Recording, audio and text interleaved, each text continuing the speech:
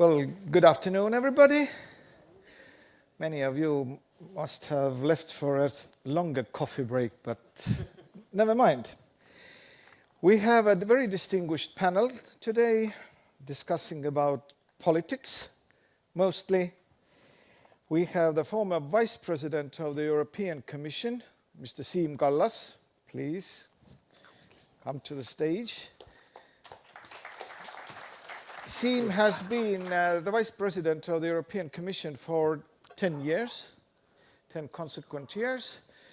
His responsibilities have been the organizational side and the administration of the EU Commission, and also transport, which is one of the most important portfolios in the European Commission.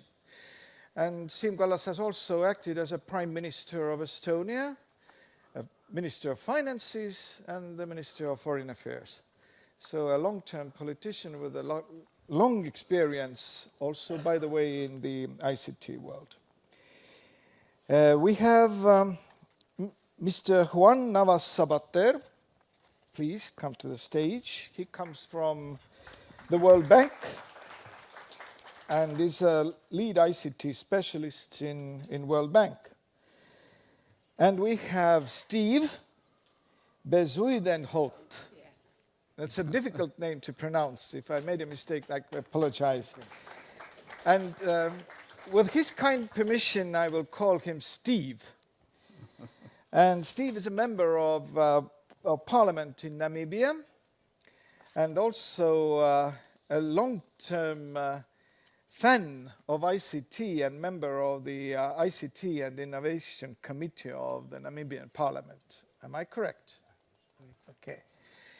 So, and we have an hour, and let's start it this way, that I put some individual questions to you, and maybe you can answer those in the first round. And then we come to some questions what I have prepared for all of you. And let's try to save at least 25 minutes for questions and answers. This is the most effective way, actually, to make a panel work. But anyway, I have a question to Siim Kallas. We all know that EU is based on freedoms, free movement of goods, services, people, and capital.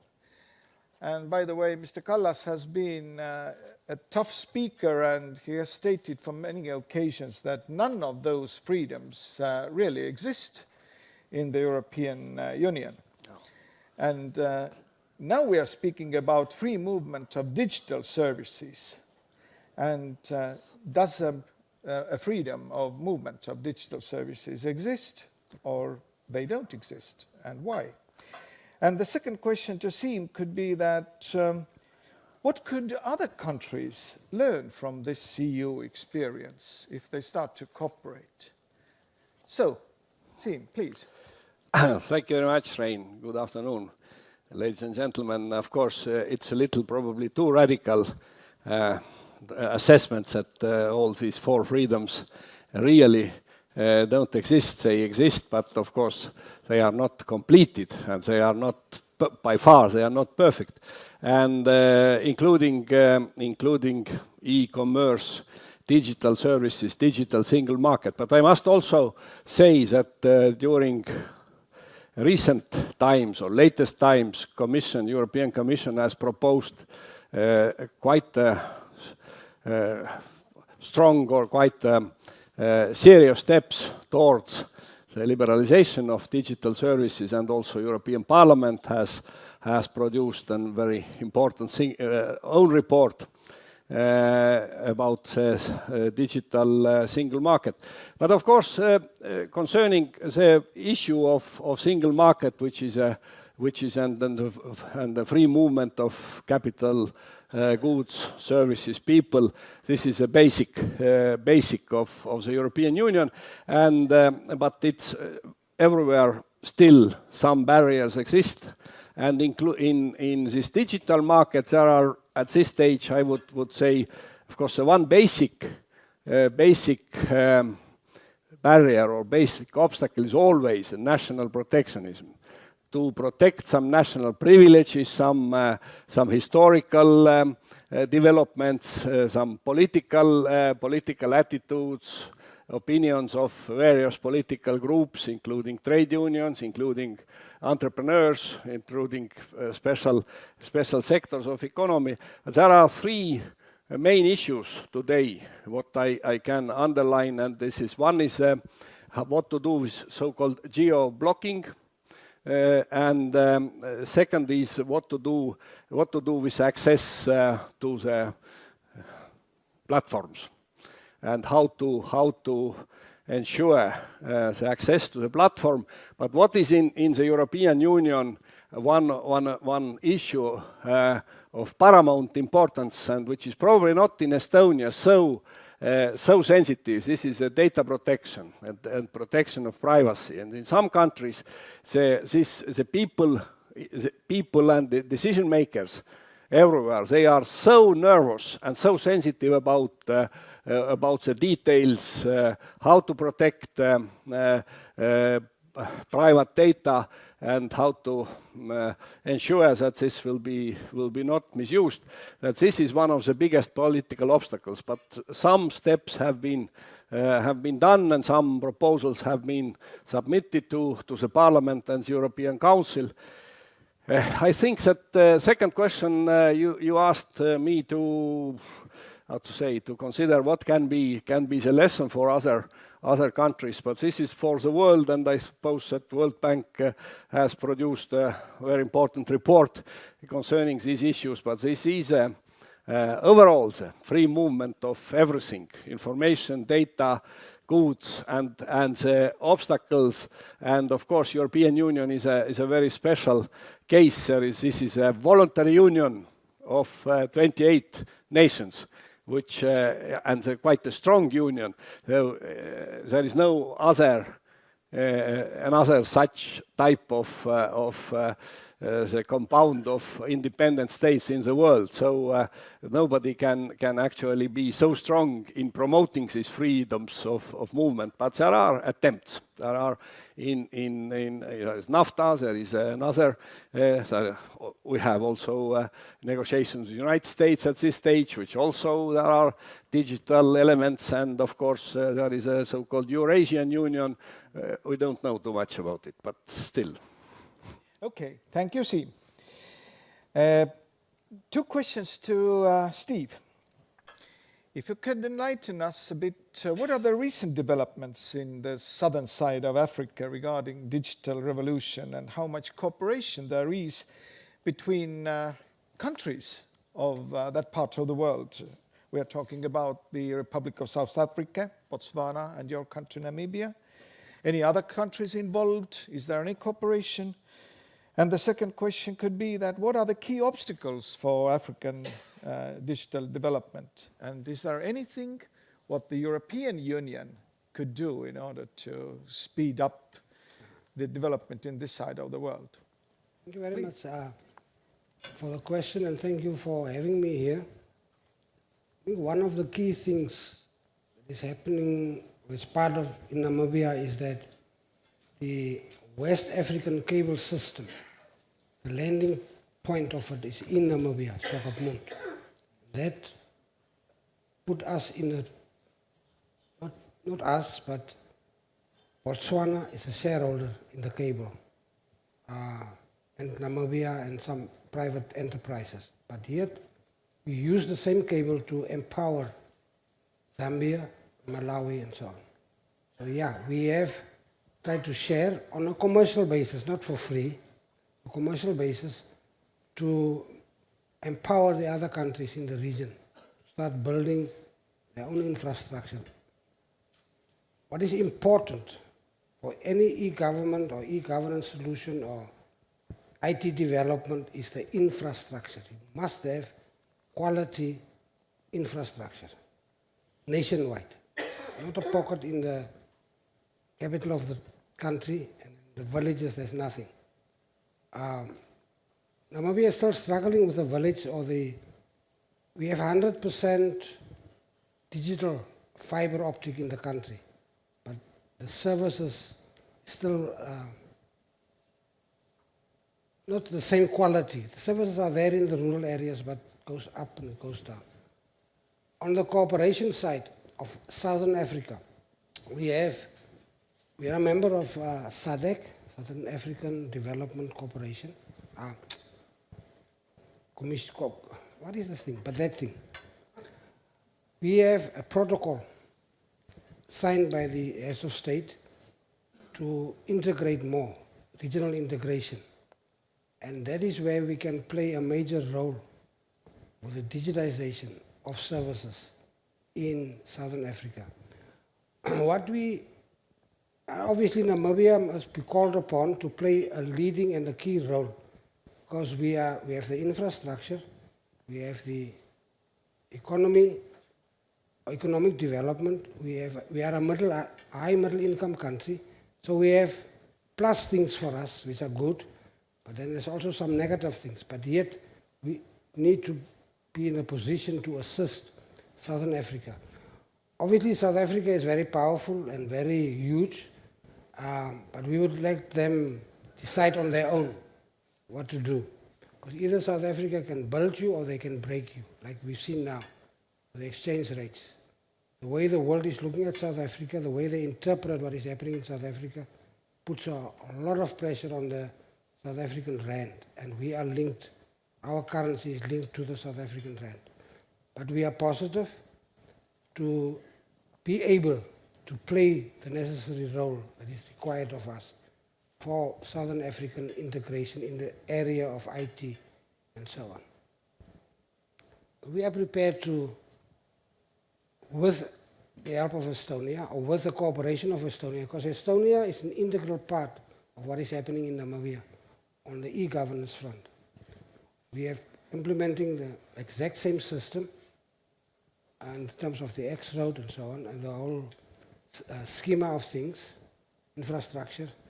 The services we will build up on our own expertise, but also cooperation with here and there, but Estonian participation, but we are very positive. And once we have established a comfortable space for us, we will reach out to Southern Africa, to Botswana, Malawi, Zambia, Zimbabwe, Mozambique, and so on. People around us. Okay, thank you. And also 2 questions to Juan. And what is the understanding of World Bank regarding ICT policy in Africa, and what could be your assessments? Are they doing the right thing? What could be done better? You're an expert only in ICT world, but if there's anything else from other policies, then feel free to comment them also.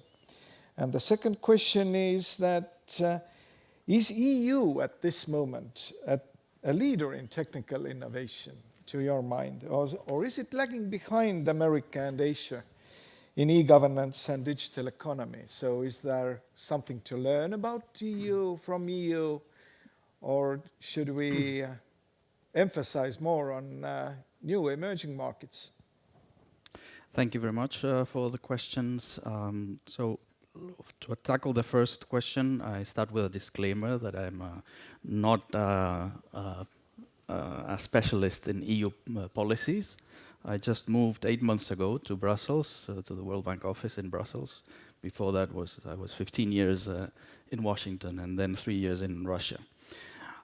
But from what I've learned through several discussions with the European Commission and a number of events that we have done together, is that the EU does most of its ICT policies, implements most of its ICT for development policies through DG DevCo, in the case of Africa.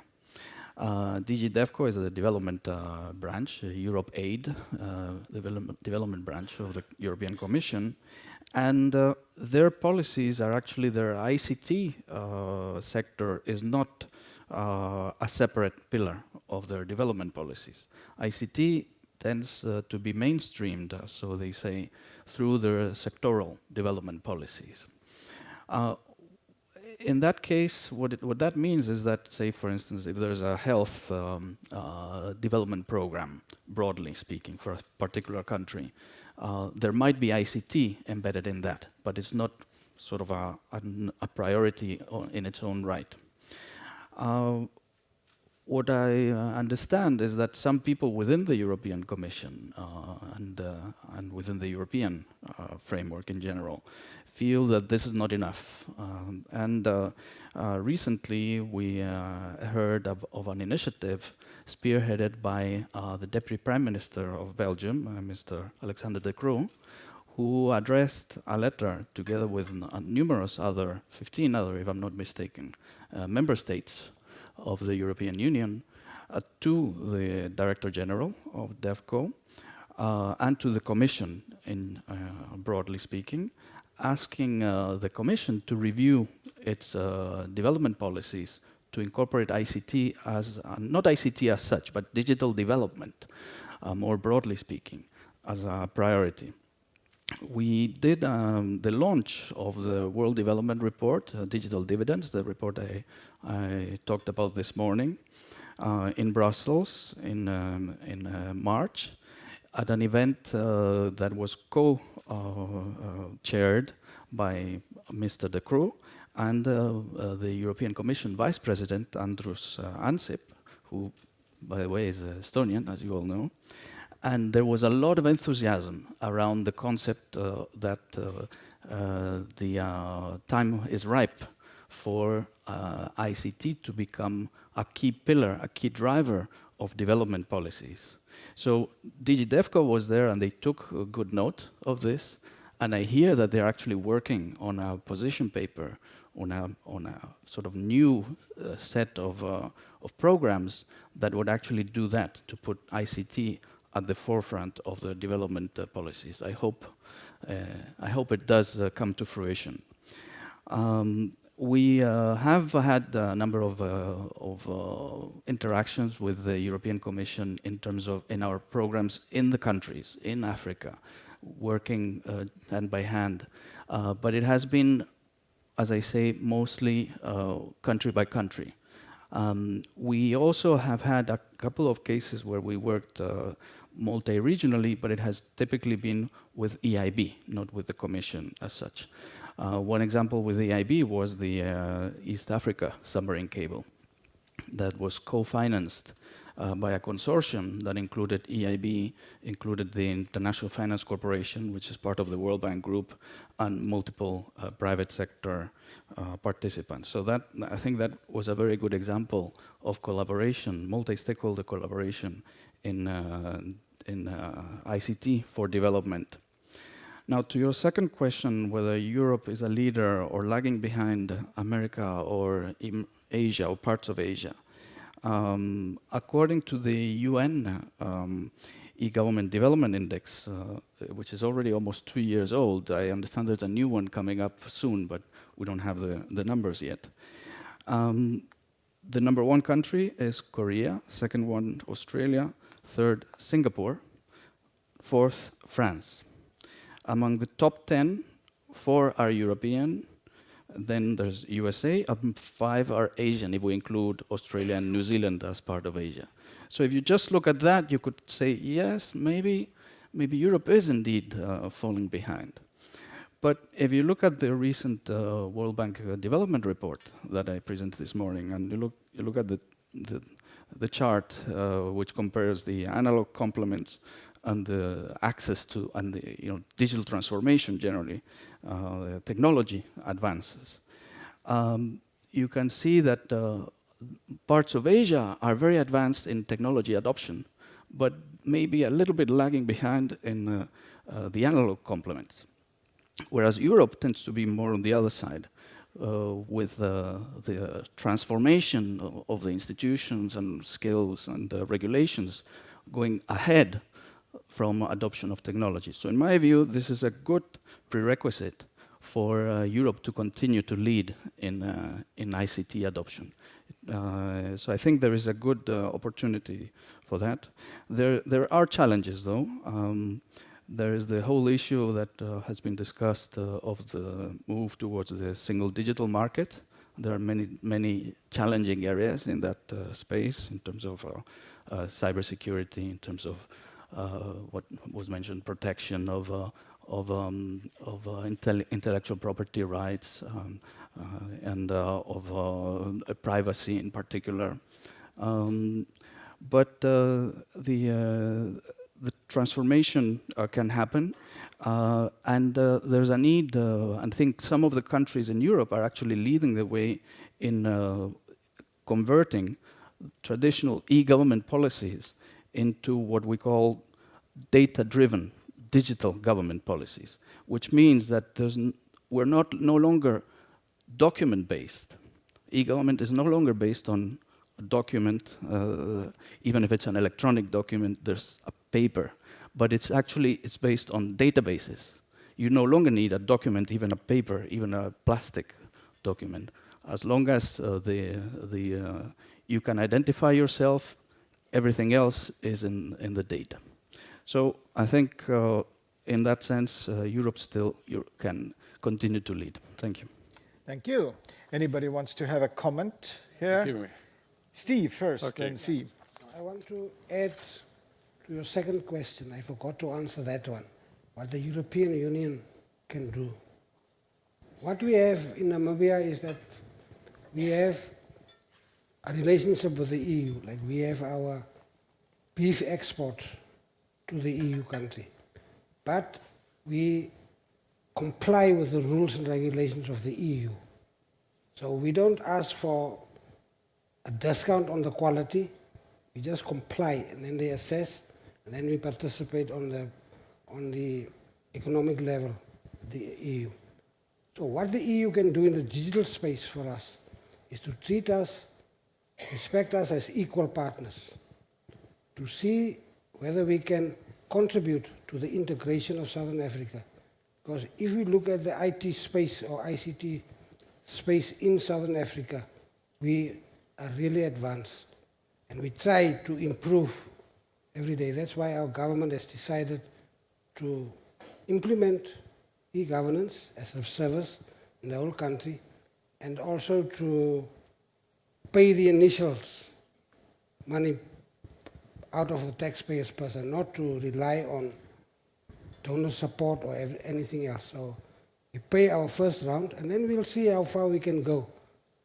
But yes, if the European Union can treat us as an equal partner and respect us for that, and engage us in the implementation of some of the pilot projects or projects for the Southern African part, we will be grateful and very helpful to us to assist the other countries, because Namibia cannot be a digital island in Southern Africa, because our people move across borders, our commodities move across borders, and if we are the only one that accounts for things in terms of e-governance, but it's an analog on the other side of the border, it's challenges for us as well. Okay, thank you. Mr. Kallas. Yes, I just wanted to first of all, I want to tell a story. I was invited to have a presentation about Estonian e-governance experience in one very rich Middle East country. And then I simply want to say that this is all about politics, and actually the technology as such has of course provided a lot of opportunities, but finally, as we just talked about the European Union, it's a question of completely, it's a system of governance. And then I told how Estonia has developed this e-governance, and one key element is, you know, in this e-governance is a fair appointment of professionals on all posts, in governmental posts, and so on and so on. And this is very important in the European Union, that the principle that merits come first. And suddenly understood that I should change topics. and simply, and of course the European Union as such, we are discussing not the concrete countries. Concrete countries, of course, competing with United States. United States is a very big and very powerful country, but of course European aim is to reduce or to abolish the barriers between countries, and there we of course have different, completely different things than the e-governance in a country, inside the country, and there is the same that we should facilitate e-commerce, and we know this is a lot of details how to do it and what are the obstacles, but simply European Union, I think in this sense European Union has, especially during recent times, has moved quite intensively towards the proposals which have been made. Of course, these are only the proposals still about the platforms, about access to the platforms, e-commerce and others. This goes to the European Parliament and then it goes to the Council to decide. It takes time, but I think that if these proposals will go through, then it will be a substantial new basis. Okay, thank you.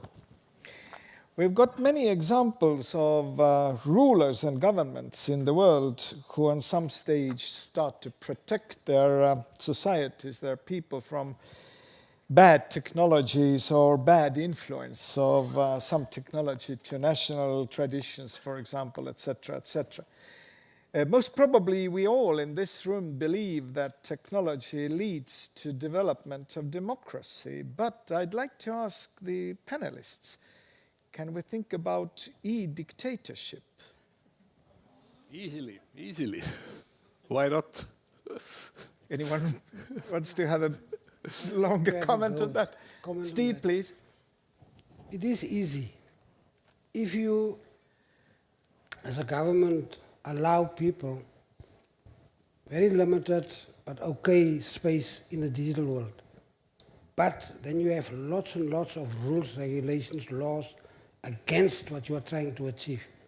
And you spread and you use the technology to spread the fear part of a dictatorship by monitoring people and by questioning people and so on. So you can have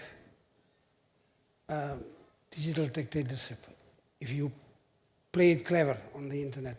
For example, if you take it in the civilian world, amongst the young people, there is cyberbullying. If you can have cyberbullying very successfully, there's a chance that the government can also cyberbully its citizens. That's my opinion. Okay, Mr. Kallas? Well, you know, everybody knows what happens in social media, and we all know that countries who tend to be less democratic, they have during recent times successfully managed to control this social media. This is a part of, okay, it's part of e-governance as well. It's part of e-society, but it is part of e-governance, and we know that there are a lot of walls have been built to stop the free exchange of information. This is one thing. But I think that, of course, theoretically it's possible to construct e-governance based on also to help also authoritarian regimes. But I think there will be some fundamental flaws can happen, and this is especially concerning the possible transparency and access to data, all tax administration, all these issues. I think it's, but don't underestimate the how to say, the power of authoritarian regimes to handle also this issue. Okay, what does the World Bank say to that? Our World Development Report does actually tackle this issue, and there's a very very clear graph in the report, which I showed it briefly in the morning, which shows that despite progress in access to technology, the percentage of fair elections over time has been going slowly down.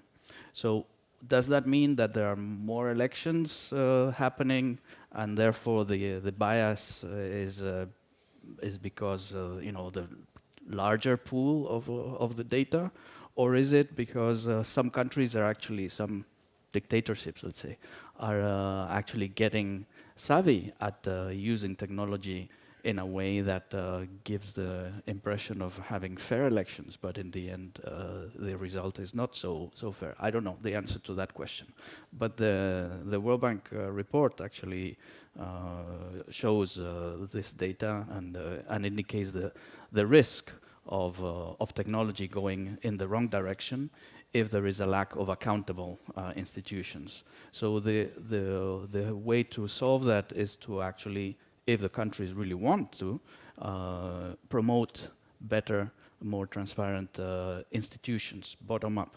and have that two-way dialogue with the citizen to make sure that this doesn't happen. But it's obviously a risk that technology amplifies, right? Okay, we've got 25 minutes more to go, and let's move to the audience a bit. So, any questions to the speakers?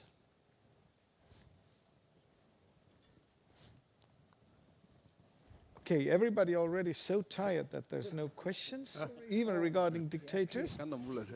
No. Anna mulle.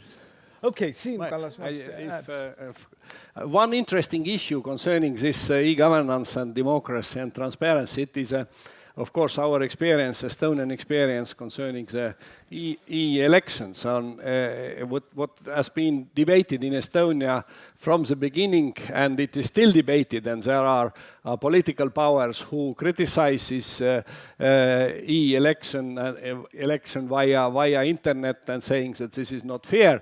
And from one point, it is a nuance is that, of course, the winners in these elections are the political groups or groups in society who are more in favor of internet and more suitable. But of course, we had one interesting case where there was a recount of votes, and then the outcome was that they didn't discover any error in electronic voting, but they still discovered 7 ballots which had to be reconsidered. It was not falsified, but it was simply how to assess, and these votes, the result was changed. So the possible errors or possible misunderstandings were clearly at the side of paper ballots and not on the electronic side. But of course, it's still the big question in Europe, and I have also had many occasions to defend to Estonian system, but it is still interesting, like in many other areas, including, for instance, in transport, where machines don't make mistakes. And you can't bribe a computer. Yeah, you cannot bribe a computer. Okay, any questions? Yes, please. The gentleman over there, then Mrs. Heine. Hi, I'm Parker Northrop. I work on U.S. government programs in Ukraine in e-governance. I noticed this morning's comment about Estonia just jumped the gap from legacy to electronics. I'm wondering if the perspective for the African nations is that are there some gaps that are too large to jump, either socially, economically, or politically, or can that lesson from this morning actually transfer to the continent? Let me have a go at that one. I think one of the things that where Africa can leapfrog is in terms of the technology. Skip the analog exchanges. Just go straight to the mobile infrastructure. Then you can develop services, applications on your mobile phone for the citizens or for, so yeah.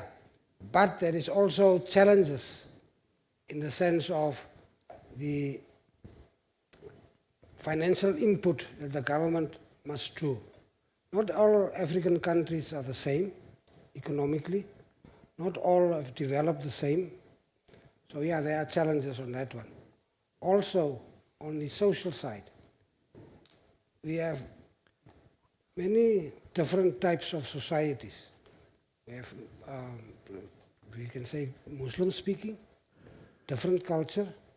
We have very societies that are more tolerant to criticism or different opinion. Then there are societies who are very disciplined in the way that the citizens approach their governments. For example, before the Tahrir revolution, most of the Egyptians were very obedient to the state. But during the revolution and after the revolution, they became a different animal breed. So there are oppressions, but once the fear is gone, you can challenge the system. There are various levels of development, various levels of understanding, and there are many, many challenges in Africa. But where we can leapfrog is to cut out the traditional development of systems. Taking cheap systems, like the President said this morning, from another country just to assist the country. Just say no. Let us go the other route and really empower the citizens. But it's also a crucial part of the whole thing is political will to do it. I think that is very, very important. If the country's political elite has got the will to do the right thing for the citizens, then they would allow things to happen. Even if there are challenges, they will persevere. Well, thank you. Any comments from other panelists? No. Then Mrs. Liia-Hänni, please. I am from e-Governance Academy and responsible for electronic democracy. So my question is, knowing that there are distinguished members of parliament among us, what is your advice to the members of parliament that parliaments will take their roles in this digital evolution process? Thank you. So, who wants to begin? Yeah, no, I can say, Yeah, in Namibia's case, we have in Parliament a standing committee focusing on IT, ICT, and on innovation. So we oversee, first we approve what government brings to Parliament, say we want to do A, B, C, we need money for this, then in the other, in the budget process, then we approve. And then we have the legal instruments to execute our oversight over what parliaments can do. It's not an answer for the whole of Africa, it's an answer for Namibia, specific, that we do have a role to play and that we are a very relaxed and positive outlook society. Okay, thank you. Mr. Kallas has also been a parliamentarian. So Oh yes, I started from these times where, first of all, there was no button for voting at all, and every vote took place only by hand or way of some kind of voting card. But then, in one parliament where I also was a member, was introduced a button, and introduced only one button, not yes or no, but just one button, to avoid parliamentarians to make mistakes. And this is one button. But of course, times have changed. Times have rapidly changed. But I think that Liia-Hänni's question about the parliament, it's of course the adaptation to the new world, which includes also political decision-making, electronic democracy or e-democracy. It needs certain time and certain adaptation to this. I think that if you go to Parliament X, Parliament in a country, and say that now, let's take it in Estonia, we abolished papers in the government. We avoided. We actually we didn't allow people to take papers with them. It was only the screens. It was year 2000.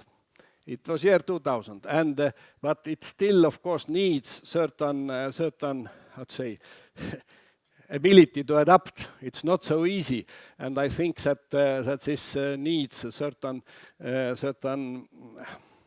education and training or for adaptation. It must be done in flexible and such a certain mild way.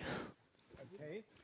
Steve, you want to comment? Yeah, what is important also to the late question that the lady is asking was that in Namibia, the parliamentary debates and discussions are broadcast live on our television. So there's no editing, no... You as an MP make a mistake, it's there for the whole country to see. So that is also a contribution in terms of e-democracy.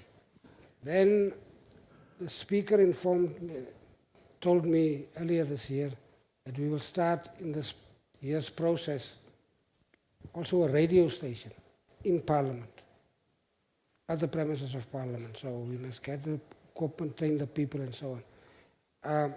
But it's not... I think what we're trying to say is that we are trying our level best to realize all the e-democracy principles that are there. It's better to do it this way, invest in our people's education, and to fight the civil war. Okay. Comments from the World Bank, please? Yes, I'm not a parliamentarian. But yeah, I think that parliaments, if we're talking about developing countries, I'm not talking about the parliament of Estonia by any means. I think if there's one policy that would benefit all countries in this area of promoting digital democracy, that would be open data. I think open data can actually be a relatively low-cost entry point for everything that has to do with the e-government, digital democracy, and it also leads to innovation. The World Bank has conducted multiple assessments of the impact of open data, and it leads to transformations also in the business sector. Because countries, once they start publishing regularly data that is currently held, say, on paper or is hidden in some government office somewhere, once the private sector sees that this information is becoming readily available and is reliable, they start building apps, let's say, that use that data in very innovative ways that you could not imagine. For instance, I heard from the UK, which is one of the leaders in this area, that the Department of Transportation has stopped developing their own apps for transport information because the private sector is developing those applications much more efficiently. They are much more innovative, and the public sector has saved money in that. So open data can also lead to better information about the use of the budget, the public budget, the use of the public resources. So it is, in my view, is one of the policies that I would recommend parliaments to, one of the reforms that I would recommend parliaments to take into account and enact as soon as possible. Thank you. We have a question from the first row. My name is Matya Sörsi on behalf of former parliamentarians.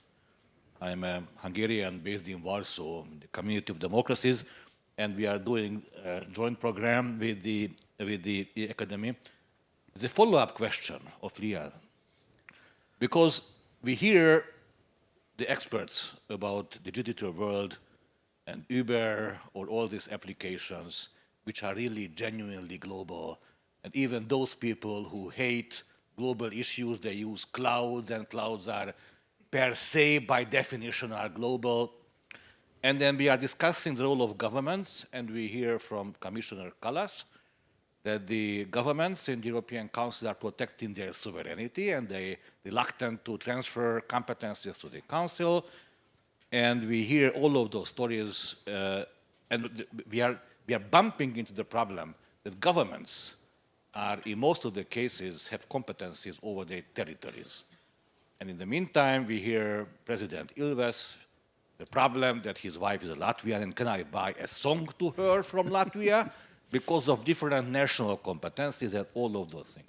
But the problem is that we are facing with genuinely global issues, while governments, especially parliaments, are the most national institutions who have hardly any competence on global matters. And my question is, what do you think? When this paradox or this collusion will just break up and parliaments with the national competent governments will be enforced to drop the national approach and to start think globally. Who would like to start? A huge question, and of course, but it is, let's take some example. The recent times we have had in many European countries very hot demonstrations about Uber, about the taxi services via internet. And in many countries, governments have decided to stop the use of these services. It is clearly, it's only a matter of time when it goes through, and you cannot stop these type of things. So the answer is simply who are thinking that you can temporarily block the global developments. This is, of course, you cannot stop it. It comes anyway. And all this digital market actually started the debate about the digital market, and it started years ago. The first is intellectual property rights. This is an issue which is today European Commission has proposed something, and these famous service providers have also, I would say, have been committed actually. Themselves have committed themselves to the use of or to providing 20 and more % of European services. But at the same time, all Netflix and other things, they are developing and coming fast. And so simply if you think that you can stop it, or you can by political means you can slow it down, it is a mistake. At the same time, of course, I don't deny that there are problems with all this access to platforms and data privacy, and also certain how to the transfer. No, in finances it's even bigger issue how to ensure the cross-border financial services due to the question of mortgages and all these things. But in general, I think that if we are politicians, we should, first of all, we look and to assess rightly what is going on. And by political means, it's impossible to stop global development, especially when it goes via clouds. Okay. My contribution, what I was saying is that parliaments by nature, or by definition, is to discuss things on various levels in domestic policies, domestic laws, and also things that are happening on the international level. For example, my experience in Parliament was, yes, we are dealing with local challenges in terms of the law and regulations and whatever, but we also get sometimes financial behaviors on the international level, transfer of monies for terrorist purposes or anti-terrorist legislation when it comes to finances. We have strict rules and regulations when it comes to these type of things that are on the international level. So yes, at least once or twice a year, such legislation come to Parliament where we need to really engage international things. In future, if we go with the e-governance framework, it will come more and more. Because I'm now in Estonia now, if I get sick, as the example was this morning, there's a possibility that if we take a decision on the transfer of data, that I can be helped in Estonia with my whole medical record visible to an Estonian doctor. In future, we need to take those type of decisions. Juan? Well, the World Bank is a non-political organization, so I will not get into the political issues. The way we have dealt with this issue in our work is simply by having dialogue with parliaments. be it at the front end of our operations when we're discussing a new project, or be it throughout implementation. But very often we're also engaging more and more in study visits, whereby we help parliamentarians understand how different issues of difficult policy issues are dealt with in other countries. So this has proven to be quite an effective tool to at least bring the policies and then a common understanding of the issues across a broader spectrum of stakeholders. Okay, we have a question from Mr. Talla. Yes, good afternoon. I would like to just follow basically your question in a more stronger way, maybe. As an introduction to say, just 15 years ago, I had the privilege to be the rapporteur for the Cybercrime Convention, the only legal international treaty that there is to regulate internet. And just reflecting back on this experience, it was relatively easy, or rather even very easy, to really agree on the goals, what we wanted to regulate. It was also relatively easy to achieve understanding on the cooperation mechanisms. But what was really difficult, and we hammered it out, and not with parliaments, but with the member state representatives, I mean the executive part, was the question how to deal with the procedures, the governance itself. This was just, I mean, from one hand it was technical, but it was almost insurmountable. And so my question to you is, and going back to the general theme of this panel, to create an e-continent, have you seen in your life, you all have a lot of international experience, have you seen the convergence of governance lately? Thank you. Good, thank you. I think one of the fundamental challenges to that scenario is how various countries behave. If I take an example, the world that is attached to the Quran does not trust the world that is governed by the Bible. So we have different rules, regulations, different trust. We have a problem of trust. Western governments try to implement their rules and their regulations, but it is being rejected by another society which is defined differently in the understanding of the Western world. A terrorist or a whatever fighter or what. So first of all, it is a matter of the representatives of government does not always speak for all people because there are various divergent views in a society.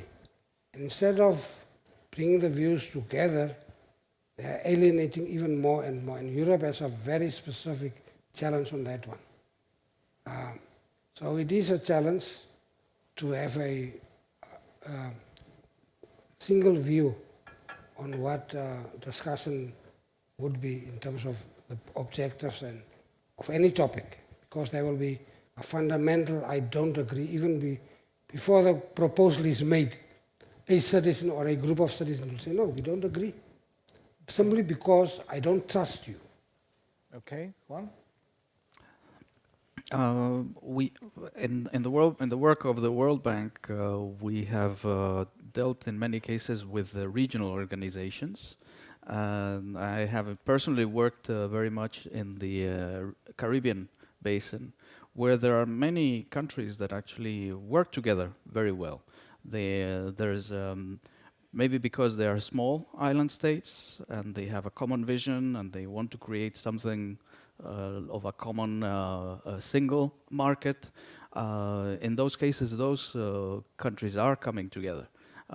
They are implementing policies not only in ICT. I have helped them with ICT policies, but they are implementing policies across a broad spectrum of areas that are making them actually come together. Maybe it's an exception, but there are a few such examples.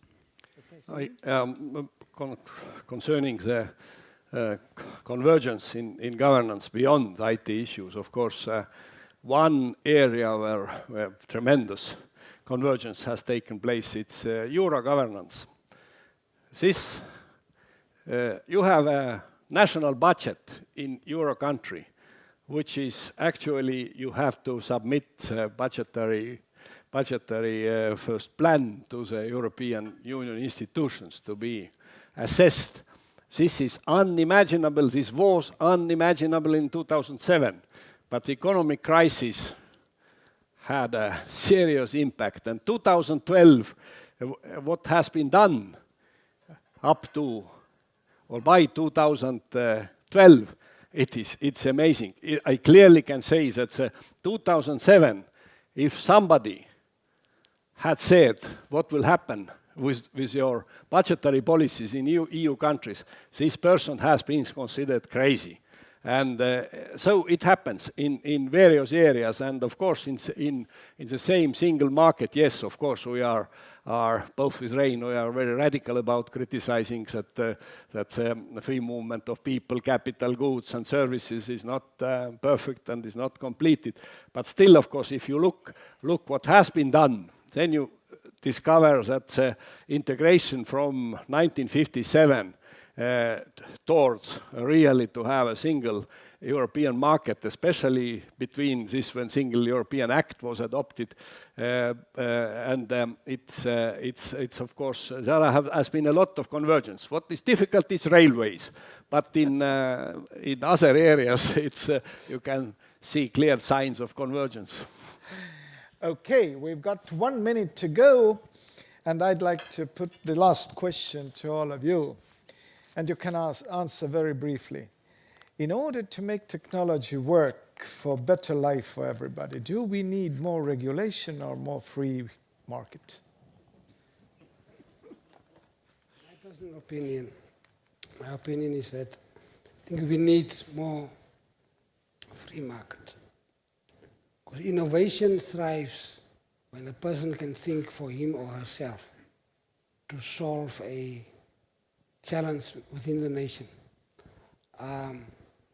We must, as countries, we need to take the risk of opening up and let the bird leave the nest. And we'll be amazed what the bird will bring back. Okay, Siim? Can you put this question in this way that can some government order taxi drivers to adopt some kind of service providing IT platform, or is that platform coming from the business side? And only the question is then for society what to do with these services. Is this going too far, or are there some kind of security issues? So it's clearly that there are, of course, needs to regulate the marketplace clearly, but not from it. First, it must come from business side and private entrepreneurship, and regulators should not stop the development. This is the main issue. Okay, and we'll leave the final word to the World Bank. Well, the answer is both. You need to let the market work, let the market lead, and then adapt and simplify regulations so that the market can continue leading. So you cannot let one work and forget about the other. Well, this concludes this panel. Let's give an applause to the speakers.